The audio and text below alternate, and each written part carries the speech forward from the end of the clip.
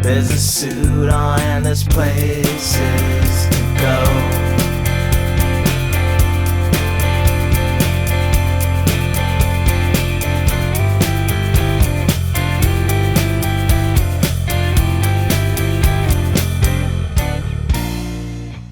Hey, Kujin. So I got a question for you. When you're listening to music, if you had a personal preference, would it be to listen to an artist that is sort of doing something that seems within your wheelhouse? Like you listen to it and you go, oh, this is interesting. Oh, I can make an album like this. Like this is cool. Their talents and the way that they present what they're doing is within your grasp. Do you prefer listening to artists like that, or do you like listening to artists that are just so above and beyond your talent level that it's not even like you can't even, like Prince or something? You listen to Prince and you're like, this person is like an alien.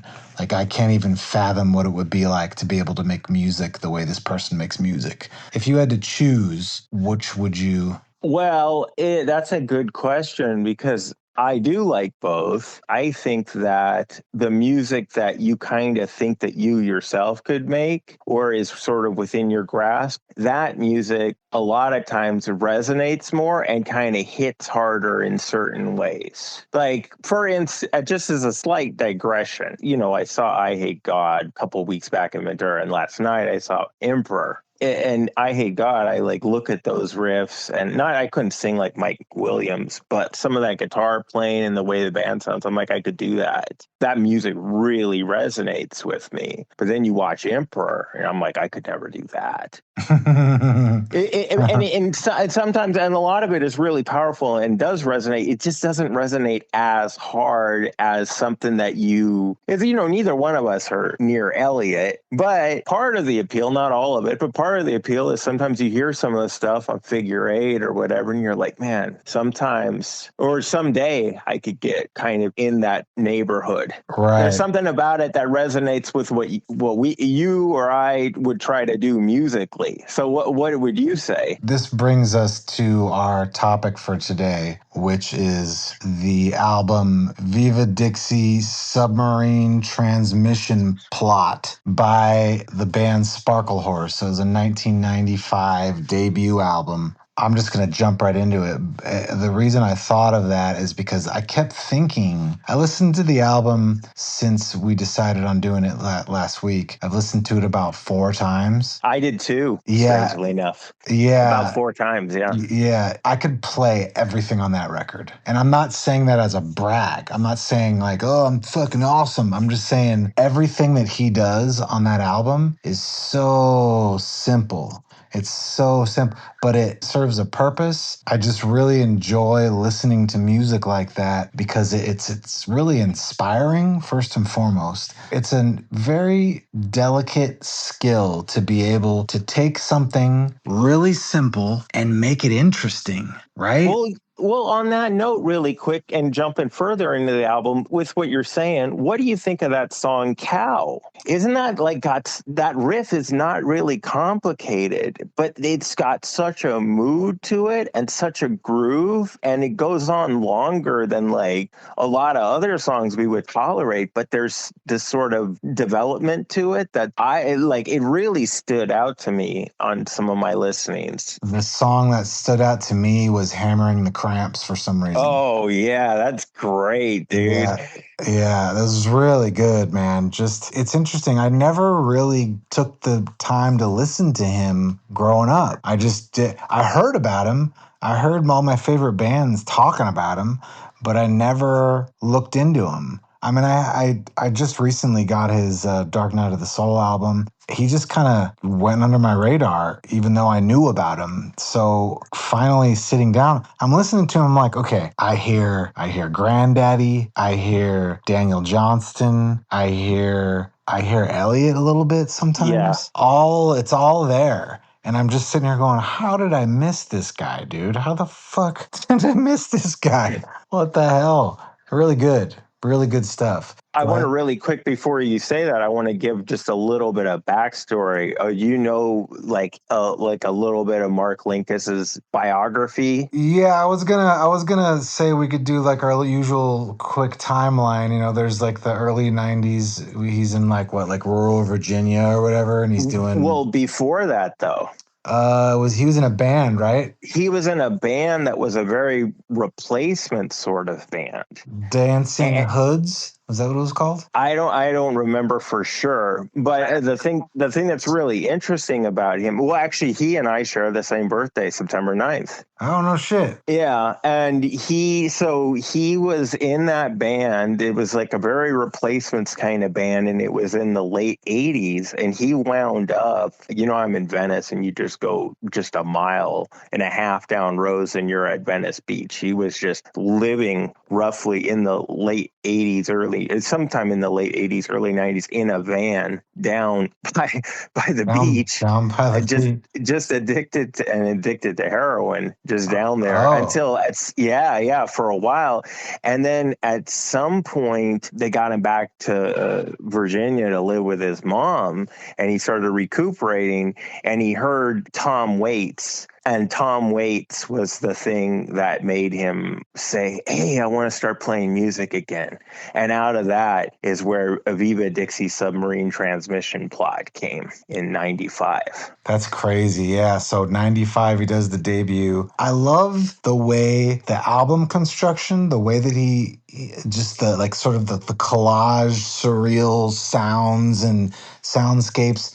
I just love that stuff, dude. I love it when you take an album and you make it, all the songs belong to one another. Like that album sounds like a one cohesive unit. It does, and yet there's a lot of really jagged, weird kind of things. It's for an album coming out on a major label at that time in 1995. What was the label? It's a Capitol. Fuck, how did they find him? I don't know, dude. Yeah, it was Capitol. It was a major label. He was on a major label like till he died. Guy's living in a fucking van doing heroin. How do they know about him? Well, he got back to Virginia, and then he started working on music, and then I don't know how he got signed. And then fucking Frankie Sharp of Sharp Records comes to his door and goes, hey kid, I hear you got the good stuff, kid. The fuck, man. Frankie Sharp Records. But it's a pretty crazy album to come out on a major label in 1995. Yeah, absolutely, man. I didn't know it was a major label. I just assumed it was like an indie or something. He was on Capitol. The discography proper. He got this album. He got Good Morning Spider, which is pretty good. I listened to that the other day. And then what a lot of people think is his best, which It's a Wonderful Life. Mm-hmm. And then the one I've been listening to a lot lately is the one after It's a Wonderful Life, which was, it's just got this long title. Dreamt for Light Years in the Belly of a Mountain. Yeah, for some reason, that's kind of now my favorite album of his. And then the guy from Granddaddy worked on a lot of the tunes that Mark was working on around the time that he killed himself. And they released that as a posthumous album. It's like from a basement on the hill. With Elliot, it was Sam Coombs from Quasi, right? Like he did a lot of that work to get Joanna Baum, his ex-girlfriend, Joanna Baum, Sam Coombs, Rob Schnapp, all those guys that worked on his stuff. Yeah. Yeah. And with the belated Sparklehorse album, it was Jason Little. I think that's the dude from Granddaddy's name. Jason Lytle, yeah. Jason Lytle, sorry. Lane Stanley, Lane Stanley. the Jason Little Lane Stanley band. That's what we're gonna have to do. Yeah, exactly. A side project. We'll be them for Halloween. So he worked on that, and there are some really good tunes on that. Like there's a song on there called "Everybody's Sleeping," which is just that's the thing about, and it comes through on this album. Mark could write some heartbreaking songs that lyrically might not be that heartbreaking, but for my money, I'd put Spirit Ditch up there with some of the most devastating Elliott Smith songs. And he's even got that voicemail from his mom in there talking about how she had a dream that they were mad at each other. It's funny that you named that song because I wrote down a lyric when I was walking to work, and I heard it and I was like, dude, man, that's so good. I don't even know what it means, but it's so good. A burnt out basement, sleeping with metal hands in a spirit ditch. Yeah. What? Because you think I for my money, the most heartbreaking Elliott Smith song is Miss Misery, that first version that appears on New Moon. The delivery, the lyrics, and the playing. It's just a devastating song. I remember one time, like, me and my dad were like maybe playing cards or something, and I had that CD on, and that song played. And then my dad was like, wow, that's a really sad song, you know? And there's something about Spirit Ditch. It's super, super devastatingly sad, but it's not like the lyrics aren't there in the way that, like, with Elliott Smith, they have that sort of resonance. There's something about it that's otherworldly sad, Right. or if that makes any sense. Yeah. It's wild. So really quick, he puts this album out on Capitol. I knew that he kind of had some struggles with mental health. Like you said, he was screwed up before he got into the music business, which is never a good way to go. But in '96, I guess he overdoses and he collapses and he's like temporarily paralyzed. And then that sort of defines him going forward, would you say? He was from what I understand, he was in a wheelchair for like over a year or something. And then he was working on, because something about the way that he passed out, the circulation was cut off to his legs or something. So he was in a wheelchair for a long time. And then I want to say that defined the Good Morning Spider album, or that had a big impact on that. And then I actually did get to see him on the It's a Wonderful Life tour, and by that he was not, let's not say back to normal, but I mean, he was ambulatory again. I know that, like, you don't have as high an opinion of them anymore, but Radiohead were really big champions. Of this album. Yeah, dude, they're my favorite band of all time. I'm just mad at them for being. No, I understand, for reasons. For reasons. But that's the first time I heard about the Sparklehors, was from watching interviews where they would bring him up and stuff. I saw him at Coachella. Oh, you did? I did. 2007. He was playing at night and the tent was empty. Oh, wow. I mean, I'm empty. I don't mean like nobody was watching him, but I could walk right up and just like stand 20 feet from him. Like there just wasn't a ton of people there. He has a very subdued quality. When I saw him live, it was a really good show. They did, and it was a really small place in Santa Monica, at this venue that's not even there anymore. I can't even remember what it was called. But he has like this very sort of subdued quality. And I remember, and he had these female backing singers. And it was interesting because he said this song was going to be on the album, but I thought it was too poppy, so I didn't put it on the album. And then you'll read stuff where he purposely would sabotage these certain tracks and whatever, because like there was a possibility that they would be big songs or somewhat hits or some sort of radio play. And he would, like, there's a song, I think it's on Good Morning Spider, I remember reading that, like, it's a really catchy tune. I don't remember which one. And then he just has all this like static and weirdness and stuff at the beginning of it, so that the song is buried. You have to get through this noise before you actually get to the song. So he's one of those people who was purposefully obtuse, or the word, like he purposely making themselves sort of difficult. And there's songs on this album like Rainmaker, you could imagine if at Capitol had been like, okay, dude, look, you gotta like record it this way and like we're gonna get it played on the radio, and then he just absolutely does the opposite.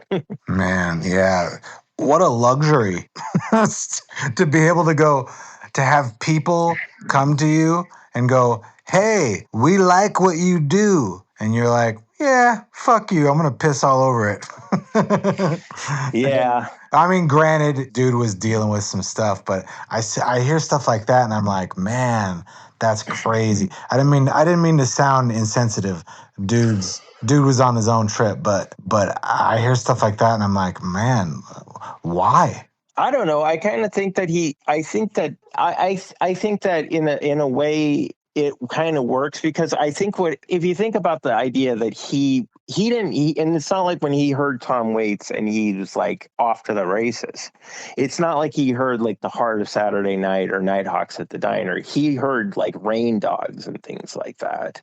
So I think he really liked the idea that you could kind of capture the sound of a band that's kind of blasting through a barn. Like I think, and I think that so for something like Rainmaker, if Rainmaker could have been, or Hammering the Cramps, if those songs could have been hits, or and had like a nicer production sheen to them, I kind of prefer the versions that are on the album with the sort of weirdness that it has, because it matches like the lyrical content. Like he's a very naturalist lyric. Like he has lyrics about crows and cows and horses, and it's not like a put on. It seems like he's got this really integrated Southern Gothic sort of appreciation of his natural surroundings. And then when you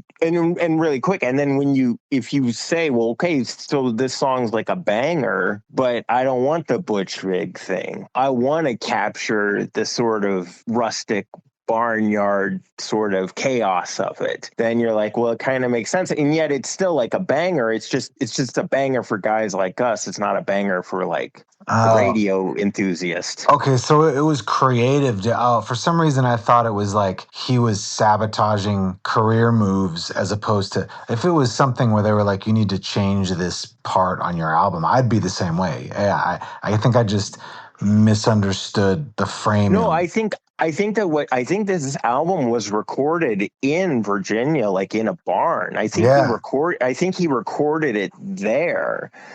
And then later, if he got into a studio, he kind of tried to, when he got into the studio later, I think he tried to recreate that sort of vibe on that. And now, I don't think any of the albums after this one really capture that rustic sort of rural. That's not really fair, but you know what I'm saying? There's like an agricultural sort of roughness, and you really, it's 3-dimensional or 4-dimensional in some respects listening to this album, because you hear the transistor radio, you hear like the CB radio, you hear the static, you hear these clanking noises, and he's singing about like the owls and just different stuff, and you're like, it's really, you're there almost with them.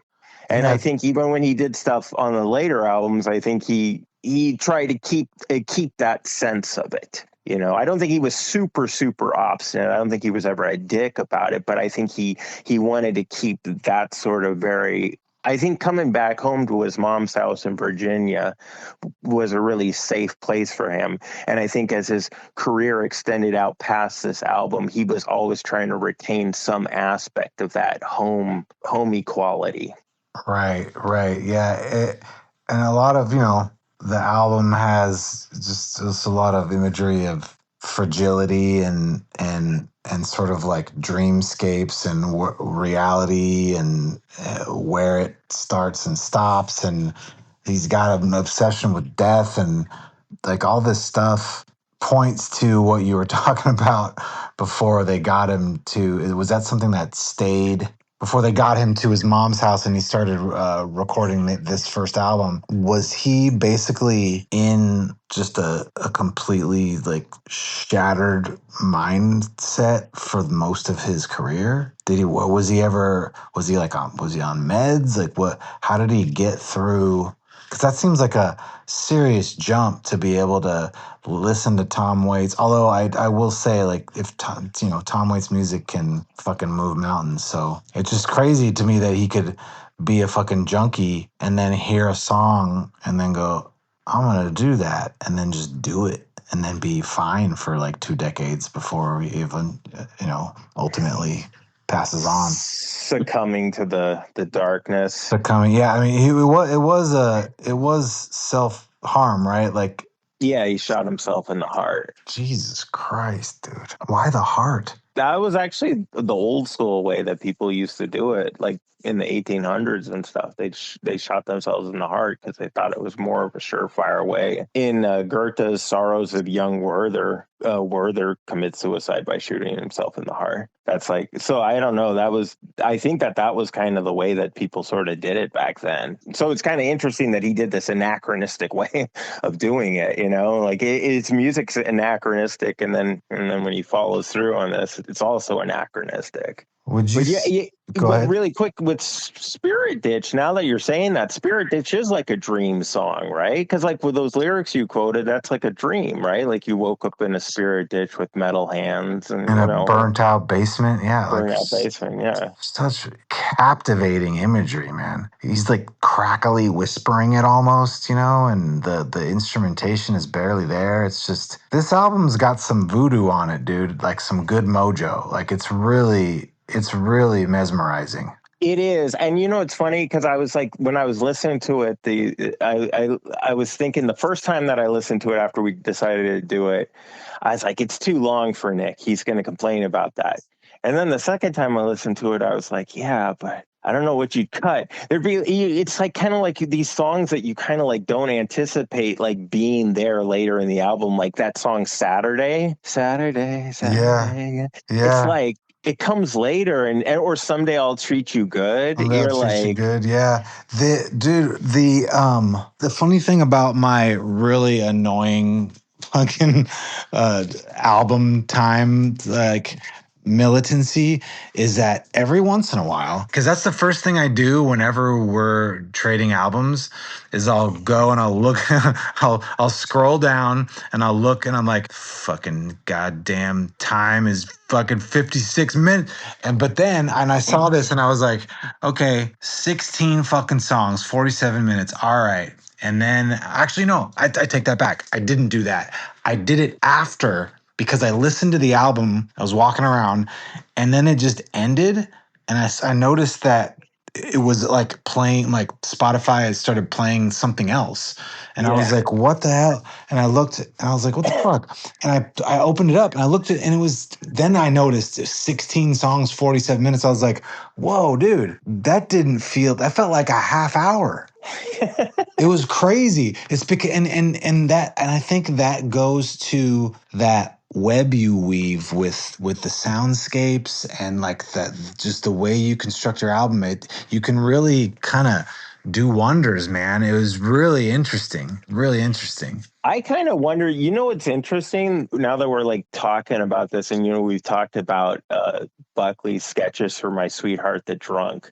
I kind of like think that like the way that he was getting, where he was kind of like, he tried to do the Tom Verlaine thing. He had like, whatever like these record company people like pushing money or trying to get certain things in certain ways. But then when he was sort of left to his own devices, it seemed like he would have veered into not exactly, he couldn't have veered into this direction, because this is really Mark going back to Virginia and capturing that. But it seems like Jeff Buckley's thing would have been, if he'd gotten to break away from that and then really do his own home recording and do the album, it seemed like he would have had some version of this for his second album if he'd gotten to follow through, kind of, don't you think? That's what it was sort of looking like after I was reading about it, or I think I read about it. They were saying that that's exactly what was happening, is that he was just demoing other stuff and he was getting really weird, and I don't think the record company appreciated it, but he didn't really give a fuck. But yeah, to your question though, I think that the one differentiating factor between the Sparklehorse, what's his name? What's his name? Mark Linkus. Is just the natural or worked at talent, musical talent, like his Buckley was at such a high level with his musicianship that even if he got crazy weird, it would never have been this deconstructed because he's just too good. And not to say that Mark Linkus isn't good, but some of us get a fucking toolbox that's got every tool, everything you need at your disposal, and then that's your toolbox. Other people got like a fucking crescent wrench and a over hardened piece of toast, and they got to figure out a way and they got to like figure out a way to make magic with that. And that's what's so cool is that he did it. Like, he didn't need to be as amazing as Jeff Buckley to make an incredible piece of work, you know? Yeah, and you know what? It's like I've been listening to more Jeff Buckley since that episode.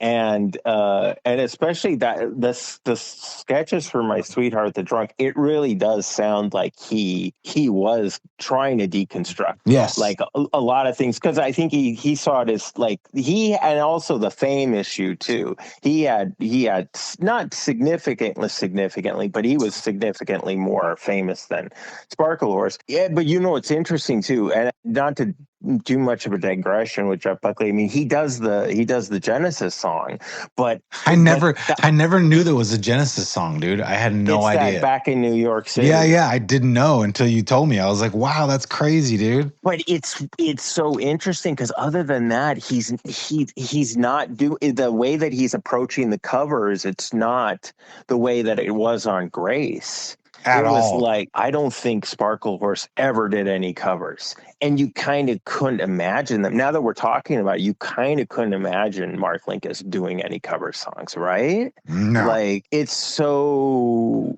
idiosyncratic and his own thing. And it was just, what'd you say? I was going to say, he probably had no interest. Yeah.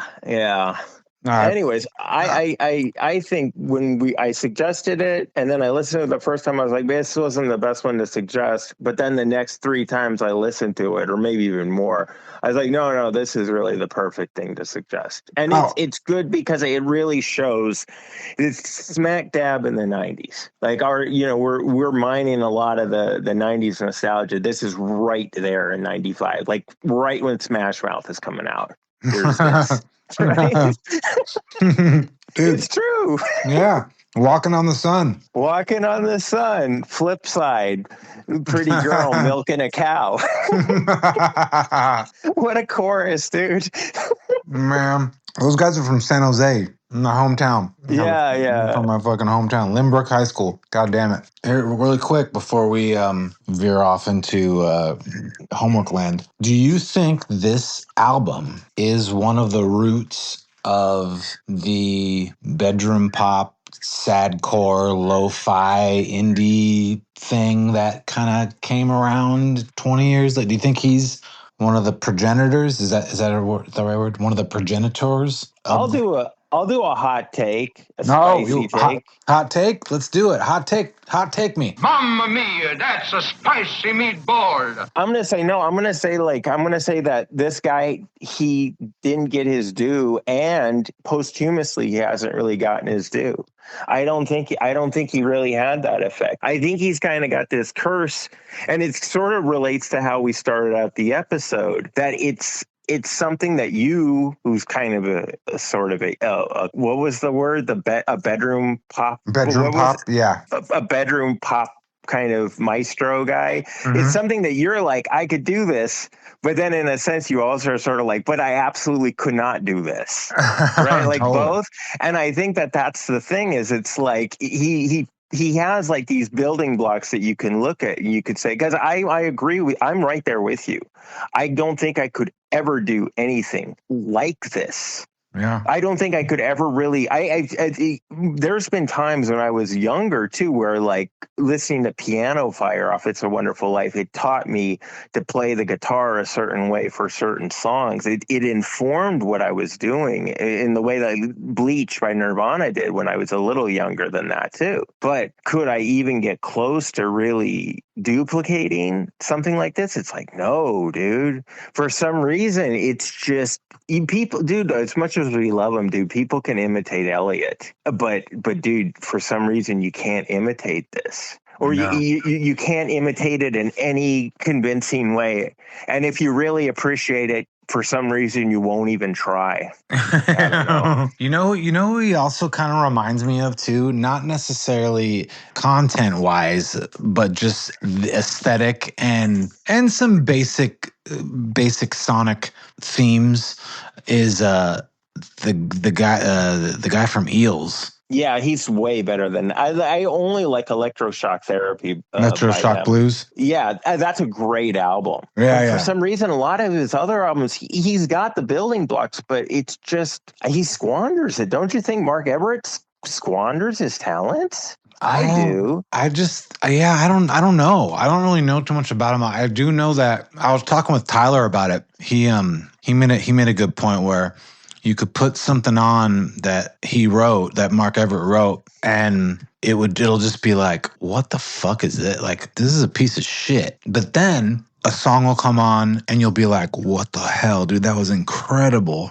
So there's like this weird chasm between, and there's no consistency at all, at least in the later stuff. The earlier stuff seemed to be a bit more consistent, but yeah, I don't know. I'm not sure. But you're right. There is a certain like lo-fi sort of peculiarity that those two guys share. And I'm saying that Mark Everett squandered. I think that's his name. I'm just hopefully saying call him E. That's what he did. Yeah. Saying that he squandered it. That's just me going off listening to the later stuff because he's a guy that like Beck, but without that amount of success. He's a guy that you're never rooting against. No. You would want to be able to like pick up an Eels album used and be like, oh, this is great. This is like the CD that's dominating my CD player for the next month or two or something. No one doesn't want, there's no reason to not want that.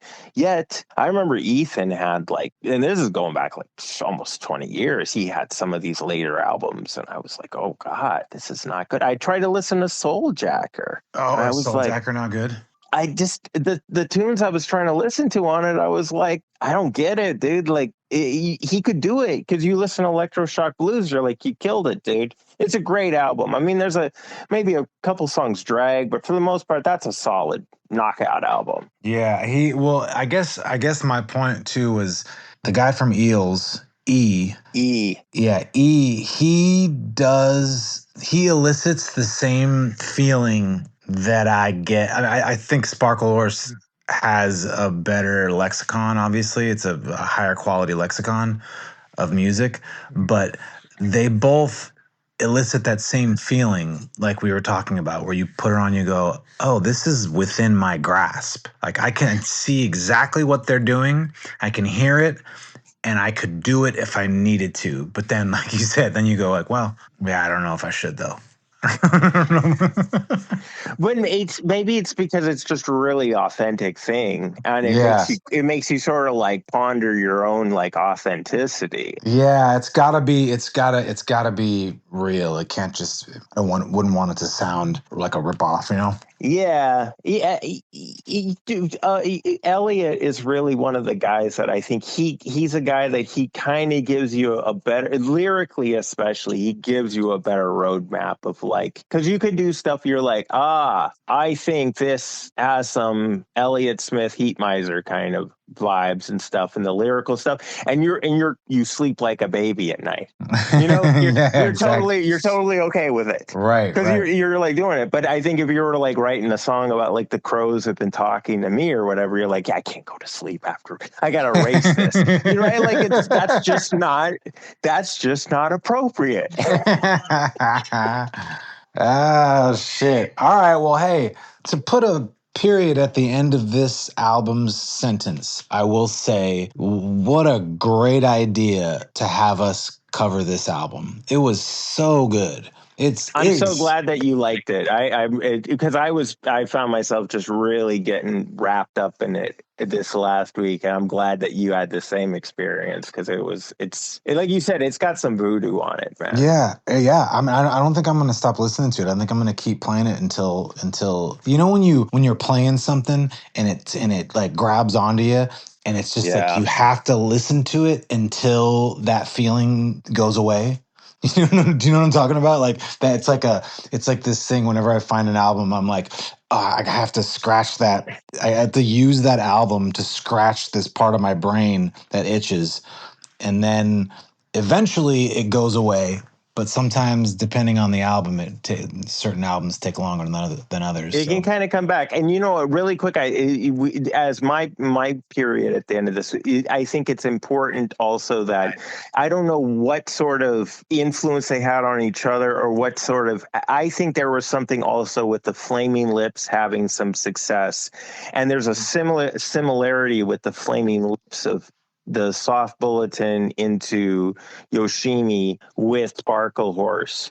And I think that there's the vocal delivery, there's the really kind of like idiosyncratic sort of aspects and stuff. And I think that there's an affinity there too. And I think that people, especially that were into indie rock and that's really, for me, that's the golden era. You're talking the late 90s into the early aughts. Yeah. I think people really picked up on that sort of affinity between those two groups too, and I think that it's important to not neglect there's sonic and vocal and idiosyncratic similarities between Flaming Lips and Sparklehorse too. So I don't want to be remiss. My kingdom for a horse. I don't know why that line makes me so sad when I hear it. I'm like, yeah, dude. A horse. My kingdom for a horse. Traveling magnetic waves. Fucking dude. Was he high when he was making that? No, he was drying out. He was like getting off drugs. He was drying out at his mom's house and just kind of working on stuff in the barn. It's really like a bracing return to nature. Yeah, man. He was plugged in. Really fantastic. Well, let's move on to the homework assignments. I'm going to go. It's homework time. Real quick. I think it's interesting that you gave me Nixon by Lamb Chop, because I felt like you paired it. I felt like you paired the meal with a particular wine that would go right with it. You know? Oh, thank you. I don't know why, but I was listening to it, and at first, again, I'm very predictable. At first, I was annoyed because I was like, this guy can't write a song under 4.5 minutes. Jesus fucking Christ.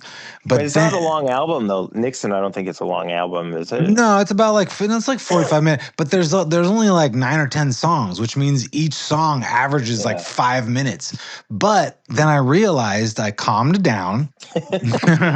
I realized once I just fucking relaxed a little bit and I kind of understood what he was doing. They were doing. I don't know. I can't tell. The guy, whoever is it a solo artist? Kurt Wagner. He's the main guy, but okay. he's got a pretty big band with him. Yeah. Well, I relaxed into the album once I realized that the songs were just very patient, and he's just like taking his time and painting a scene, and he's not fucking rushing for anybody.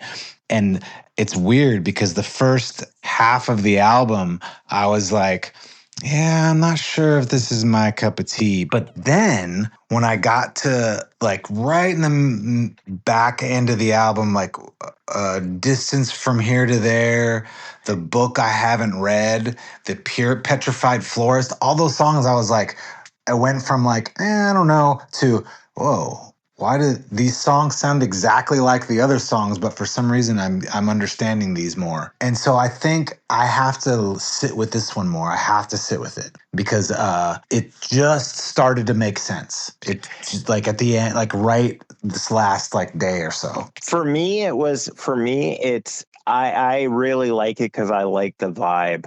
Yeah. Like, I love certain albums that have certain vibes. It could be like Steely Dan's Asia, or it could be black metal.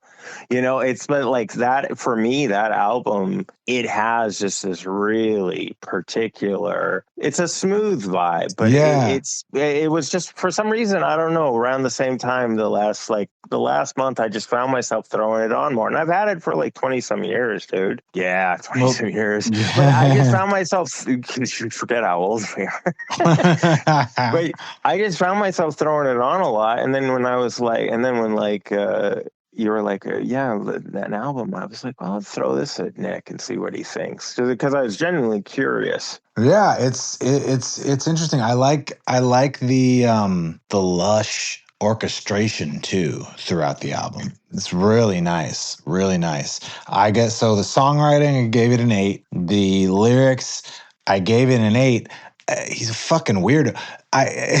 It's weird. Like his voice. I'll listen to it and I'll be like, yeah, I don't know if I like it, but then he'll keep singing. I'll be like, no, it's really soothing. And then he'll it is soothing. and then he'll like jump up into that weird falsetto that he can barely sing in. And I'm like, this is so fucking weird. And I kind of like appreciate it. I'm like, all right, I like this guy. He doesn't give a fuck. He's just fucking doing whatever the fuck he wants. The lyrics are fucking weird and cool. I like that. Give it an 8. The production is 9.5. The production is really good. Like I just love the horns and the strings and all that stuff.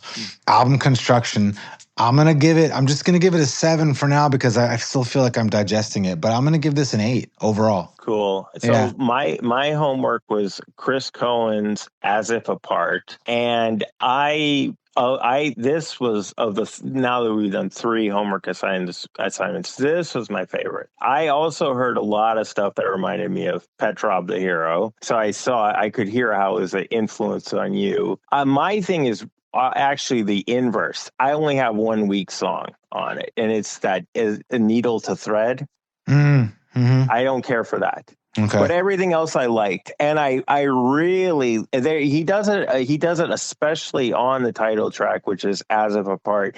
Mm-hmm. I don't know if he's the one that's playing keys, but he's doing like some straight up Joe Jackson piano work, like Stepping Out, like that. Yeah. That kind of. Yeah. I love that. Yeah. I love that piano playing, and so the first 2 tracks I just thought were so great because of that, and then it does come back a bit, but I only had one week track. It was the Needle Thread song, and it's a short album.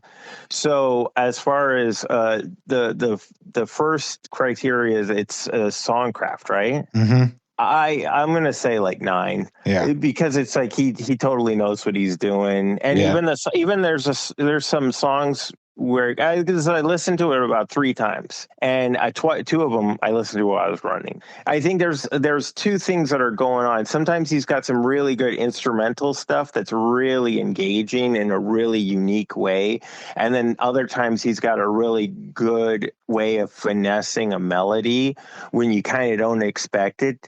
So for the songcraft, I'm going to say 9. And for the production, I'll go like 8.5 to close to 9. It's really well produced. What was the other? I know that overall album. Lyrics. Nothing lyrically really jumped out at me. I'll just say 7.5. And then album construction, I'll say 9. So overall, I give it like 8.5, bordering on to 9. I definitely really liked it, and I didn't find really any, and the lyric comment is not a criticism, it's just nothing lyrically really jumped out at me. And it's funny because in contrast to like when we're talking about Sparklehorse, where I think Sparklehorse lyrically, a lot of stuff jumps out at you. This one, there's nothing bad. There's nothing you can say lazy or sloppy lyric writing, but just nothing really jumped out. That's why that gets the lowest score. But overall, basically like an 8.5, really solid, good album. Enjoyed it. Will enjoy it again for sure. Awesome. So the homework assignment for this coming week, the self-titled debut by the band Mimicking Birds. So the homework assignment for you is Homeland. Let me double check. I think it's called Homeland by Bobby Kahn. The Homeland 2004. Boom. All right, man. For Steve from the Happy Casualties, this is Nick from Petrov the Hero saying, forget about it. Don't forget about us. See ya. Why are you always the one who's out of step? Is there something the matter with you?